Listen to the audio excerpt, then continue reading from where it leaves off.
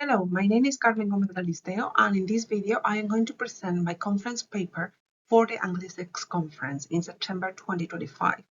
The title of my paper is I'll Try Not to Be Worldly Minded and Marry Without Love, Young Women's Experiences in Louisa May Alcott's Gothic thriller, A Nurse's Story, and in Work, A Story of Experience. In this paper, I am going to speak about Louisa May Alcott, who was the author of Little Women. This paper does not deal with Little Women, but it is necessary to address the importance of this work. Why? Because it was so popular and so famous, and by far Louisa May Alcott's most popular work by far, she was called the children's friend, and she was considered to be a champion of domesticity and traditional values, especially in regards to women's roles. However, she was also the author of several Gothic thrillers. Today I'm going to speak about one of them, A Nurse's Story, published in 1865. This Gothic thriller, along with Work, A Story of Experience, published in 1873, showed that Alcott was much more than the children's friend that many people thought she was. Before Alcott became the famous author of Little Women, she had been writing for periodicals for a number of years. And what she was writing was these Gothic thrillers, which she called her Blood and Thunder stories, in which a lot of things happened. They were violent, there were castles, there were mysteries, there were heroines who were being threatened. They were published anonymously or using a pseudonym, and that is the reason why they were not known to be Alcott's. It was in the 1940s when they were discovered, but however, this discovery was not so popular because for the general public, the thrillers were not available until the publication of Behind a Mask in 1975. What are the topics that are covered in these Gothic thrillers? Well, marriage, inheritance, patriarchal empowerment, women's career paths, passion, madness, dark terror, drug addiction. So we see that they are very, very far from the topics that she later developed in Little Women. And they clash with this image that we have of Alcott as the children's friend, as I have already said. She wrote that, quote, I think my natural ambition is for the lurid style. I indulge in gorgeous fancies and wish that I dare inscribe them upon my pages and set them before the public, end quote.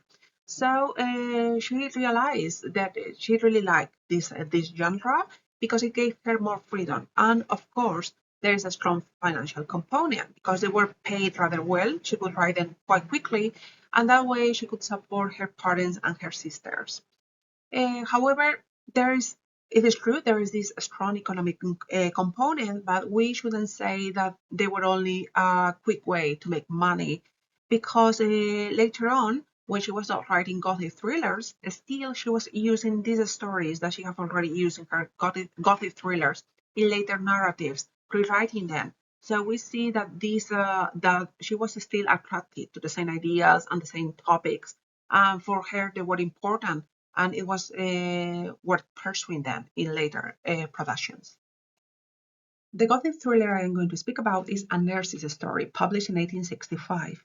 In this, the protagonist, Kate Snow, becomes the caretaker of the daughter of the Caruths. The daughter suffers insanity and she is hired as a kind of companion, nurse, etc. Well, she lives there with the Caruths and she's quite puzzled by the constant presence of Mr. Steele. And she wonders who he is because he seems to have all the family in control. So the topics that we have here are keeping secrets, concealing their real personalities, inherited insanity, and also adopting a new identity. They are all topics that happen in quite a lot of Gothic thrillers. In the case of Work, again, we have the topic of assumed identities and inherited insanity that we saw in the other work, in A Nurse's Story. In this case, Work is a story of Christy Devon, who is a woman who a young woman who doesn't want to get married. And she tries different jobs, and she finds that it is very difficult in 19th century America for a middle-class young white woman to find a job. The ending of the novel is happy, despite everything, and it shows that, well, at the end, women can have an empowered position.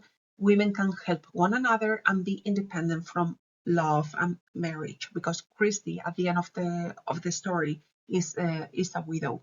And here we have this quotation that is at the end of the novel that we see how it summarizes the happy ending that Christie has come to, because her happy ending is not marriage. She becomes a widow shortly after she has gotten married, but her happy ending is that she can run a business, she can have a daughter, she can raise her daughter, and she can have a circle of other women who help one another. So it ends with this quotation, quote, "I am not tired yet. I hope I never shall be, for without my work I should fall into despair or ennui.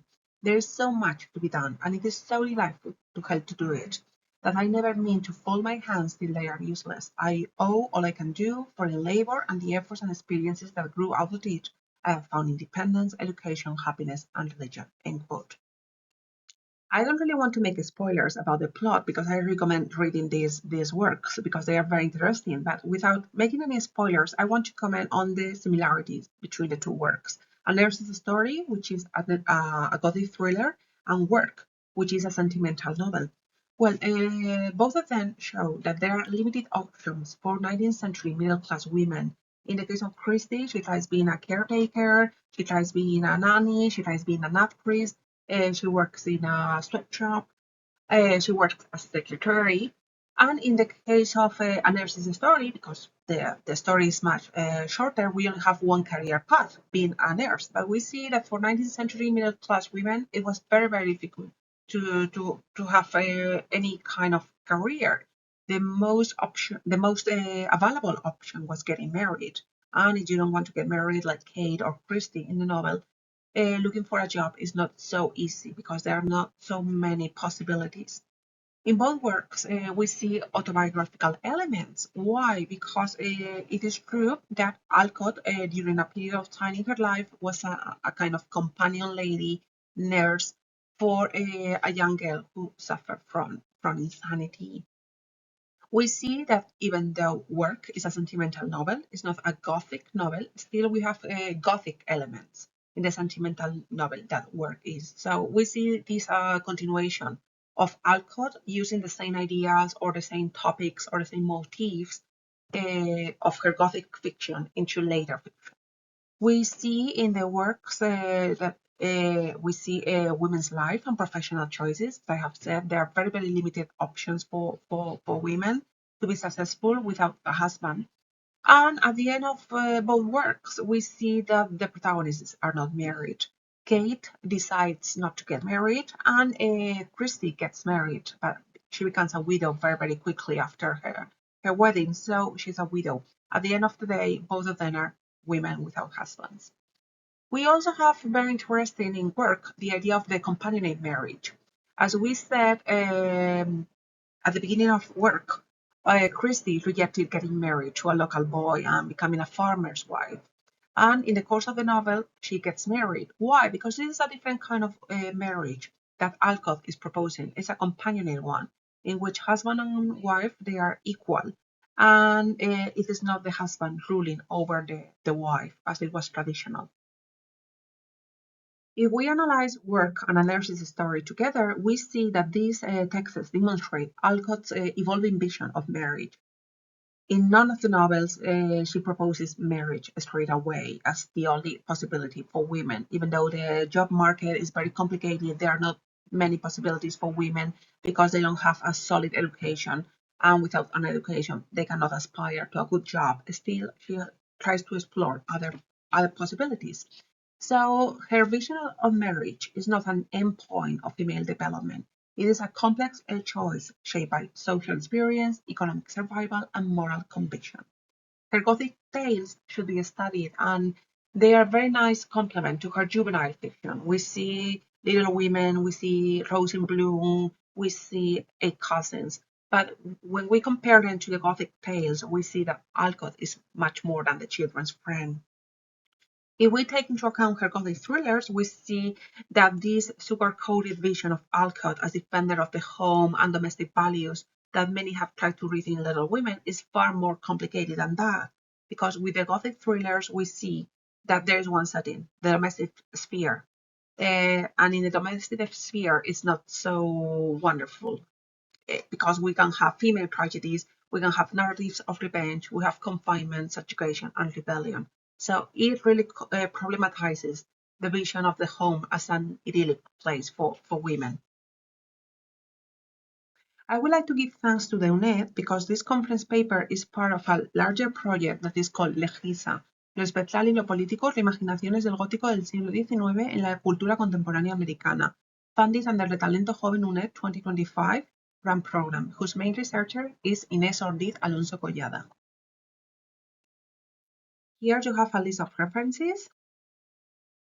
Thank you very much for your attention. If you have any question or any doubt, please don't hesitate to drop me a line at cgomez@floc.uned.es. Thank you very much.